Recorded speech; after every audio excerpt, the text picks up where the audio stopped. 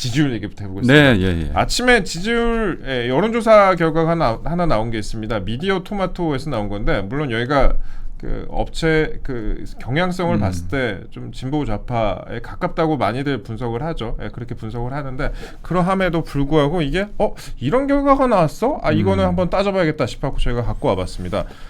지금 이 대통령 지지율이 긍정 48.3%, 부정 48.8%, 또 최저치를 지금 경신을 했습니다. 이거 어떻게 보셨어요?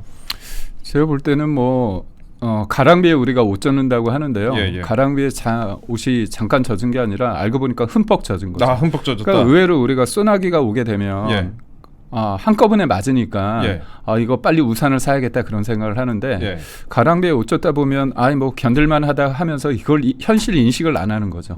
부정하고자 하는 게 있으니까. 그런데 이게 우리가 한 2달 정도 상황을 봤을 때 충분히 내려갈 요소가 많았어요. 지지율이 무너질 확률이 많았는데 그게 버텼습니다. 근데 그 버틴 게 잘해서가 아니라 정권이 바뀌었으니까 중도 보수 쪽에 있는 분들의 특징이 어떠냐면 정권 바뀌었으니까 얼마나 잘하는지 한번 지켜보자. 그 기간에 인내의 시간이 있었어요. 그 인내의 시간에 대해서 사람들은 민주당이나 이재명 정부 쪽에 있는 사람들은 그걸 지지라고 착각했던 겁니다.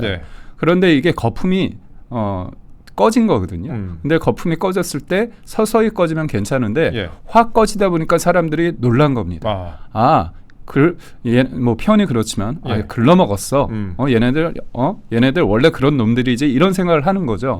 그러다 보니까 주변 사람들이 처음에는 내란과 극우 프레임 때문에 이재명 정부나 민주당을 지지하는 게 뭔가 좀 그럴싸해 보였는데 알고 보니까 그게 아니라는 거잖아요. 그러니까 현실 자각이 있는 타임이다. 현타가 오기 시작했다 저는 보고 있고 그 과정에서 후행적으로 그렇다면 냉정하게 우리가 생각해보자. 이재명이라는 사람이 과연 국정을 잘 이끌었느냐. 알고 보니까 인사도 엉망이고 사면 이런 식으로 인사와 사면을 통해서 본인의 어떤 권력을 사유하고 있다는 것들을 적나라하게 보여주지 않았습니까? 그래서 지금 요즘 조국이 열일을 하고 있지 않습니까? 그러다 보니까 조국을 풀어준 사람이 누구지? 이재명 정부 모두의 대통령이 되겠다고 하고 평범한 시민의 나라를 만들겠다고 하는데 누구보다도 특권의 나라를 만들고 있지 않습니까? 그리고 또 이번에도 냉정하게 우리가 봐야 되거든요. 앞에서는 트럼프 만나서 웃고 즐기고 하는데 이게 보면 1,500억 달러를 퍼주고 왔잖아요. 그거 다 합치면 5천억 달러거든요. 근데 우리가 LNG 관련해서 에너지도 수입하는데 1,000억 달러 쓰기로 했습니다. 6천억 달러. 6천억 달러는 우리나라 돈으로 800조가 넘고요. 이게 1년 예산보다 더 많네요. 그렇죠. 1년 예산이 이제 700조가 안 되니까. 670조 정도 되니까. 그리고 GDP 대비 30%가 넘습니다. 그러면 우리나라 경제 규모를 따졌을 때 일본은 우리보다 적게 투자를 하고 이유는 우리보다 경제 규모가 10배인데 10배를 투자하는데 우리랑 거의 비슷해요. 그렇다면 우리는 체급에 맞지 않게끔 너무 많이 퍼준 겁니다. 그런데 이제 제가 그 이재명 대통령이 받은 그 선물을 제가 유심히 봤는데 뭐예요?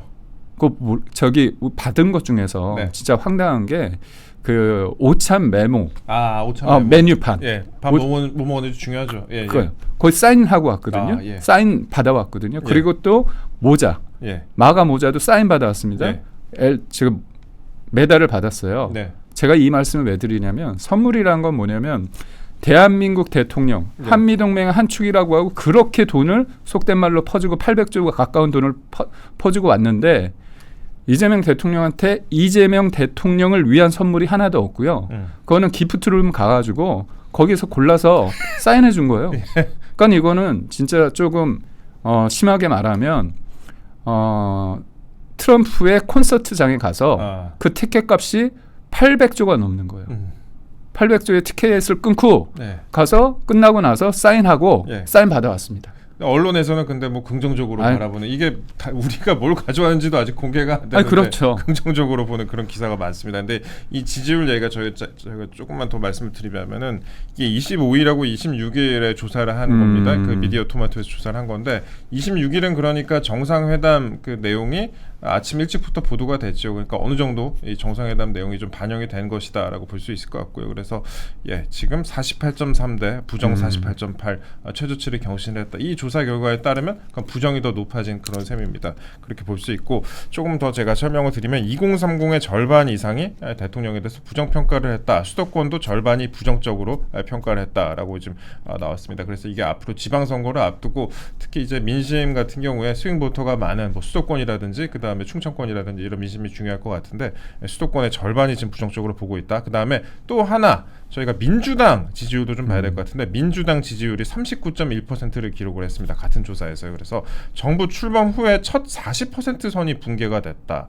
첫 40% 선이 붕괴가 됐다라고 하고 그 다음에 또 하나 지금 정청래 대표 출범한 지 이제 한 달이 됐잖아요. 정청래 체제 출범을 했는데 정청래 체제 출범 이후에 이 평가에서 긍정이 40.1%, 부정이 53%를 기록했단 말입니다. 이것도 상당히 지금 정청래 대표 체제에 대해서 긍정적으로 보지 않고 있는 그런 평가가 나왔어요. 지금 대한민국에서 가장 신나하시는 분들이 두 분 있는 것 같아요. 네, 두 분.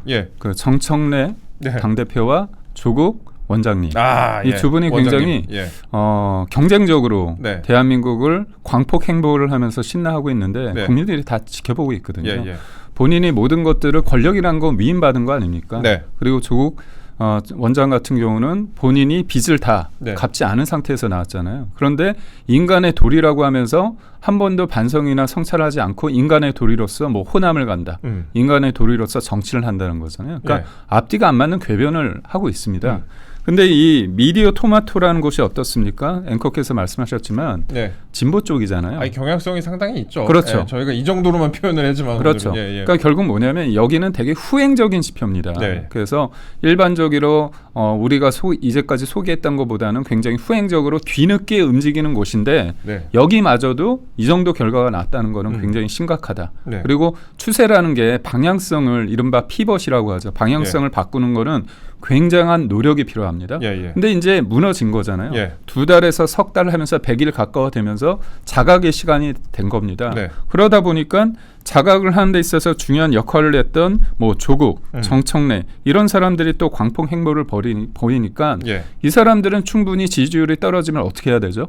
바꿔야 되잖아요. 그렇죠. 메시지도 바꾸고 행동도 바꾸고 그리고 일방 독주하고 법안을 자기네 마음대로 그냥 대한민국을 거덜낼 수 있는 반기업적인 그런 법안에 대해서 중지해야 되잖아요. 그렇죠. 그게 아니라 얘는 이쪽에서 문제는 뭐냐면 지지율이 떨어짐에도 불구하고 본인들 입장에서는 뭐냐면 가야 된다고 생각하는 거예요. 근데 저는 한편으로 정청래와 조국의 이 두 사람의 내재적 정크법에 따르면 이렇게 가야 돼요.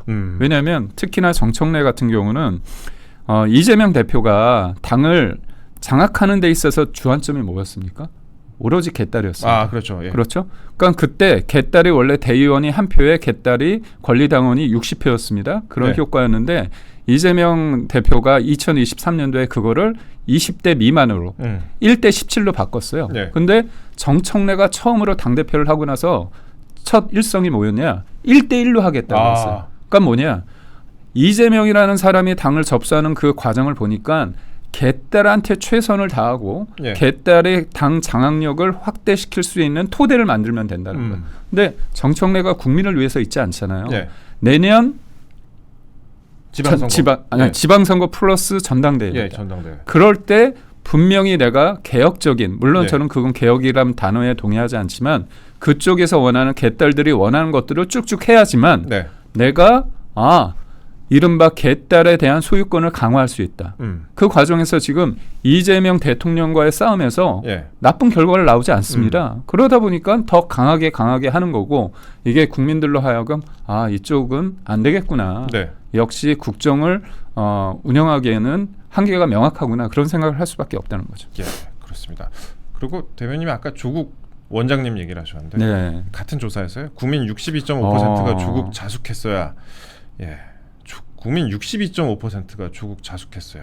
이거 62.5%면 이것도 크죠. 원래 그 사면 국민에선 절반 정도 나왔었는데 이게 조국 원장님이 이제 풀려나고 난 이후에 굉장히 광폭 행보를 보였는데 그동안 한 10% 정도 부정적인 평가가 늘어난 거죠. 그러니까 결국은 조국이란 분 자체가 가지는 어떤 상징이 있잖아요. 위선과 가식과 내로남불, 조로남불의 그런 상징인데 예. 이분이 나와서 한 번도 본인이 잘못한 부분을 얘기 안 하고 심지어 뭐라고 얘기합니까? 20, 30대 관련해서 내가 사과 여러 차례 해도 받아들이겠느냐. 예. 그러니까 쉽게 말해서 일단 2030은 제쳐두고 너희들은 나 지지하지 않으니까 그리고 더 나아가서 뭐라고 얘기하냐면 70대와 같은 극우 성향을 보이고 있다는 얘기를 하는 겁니다. 그러니까 민주당 이른바 진보 진영에서 얘기했던 것들이 계속 이어지는 게 일관성이 있어요. 본인들을 지지하는 사람들은 정의로운 사람이고 본인들에 대해서 지지하지 않거나 비판적인 어떤 모습을 보면 그때부터는 좌표를 찍어서 공격합니다. 그쵸. 그 예외에 위안부 할머니, 이용수 할머니도 예외가 아니었어요. 위안부 관련해서 당사자가 본인이 문제 제기했음에도 불구하고 그 윤미향 전 의원의 사면을 얘기하면서 이용수 할머니를 공격하는 분들이 저들이지 않았습니까? 그러니까 결국은 유시민 작가라는 사람도 20대 젊은 청년들에 대해서 너희는 쓰레기야 이렇게 얘기했고 최동석 인사혁신처장도 이준석 당시 후보 관련해서 지지하는 사람들 관련해서 뭐 사실상 비하하는 발언을 쏟아냈습니다. 그래서 이쪽은 전통적으로 사실 지금의 2030 세대들이 각성하고 지금의 사안을 정확하게 보는 부분에 있어서 이거를 프레임을 짜서 극우라는 거로 몰아가는 거죠. 그러다 보니까 국민들 입장에서 볼 때는 정치라는 게 기본적으로 지향하는 바는 국민 통합이고 갈등을 최소화하는 건데 본인 살자고 갈라치기를 하고 있다. 그리고 무엇보다도 다 떠나서 그겁니다. 아니 다른 것도 아니고 뭐 본인이 독립운동한 것도 아니고 민주투사도 아닌데 저렇게 입시 비리 해놓고서 한 번도 잘못을 인정하지 않는다. 그런 걸 보면서 용서할 수 없는 거죠. 저희가 짧게 지지율 얘기를 좀 나눠봤습니다.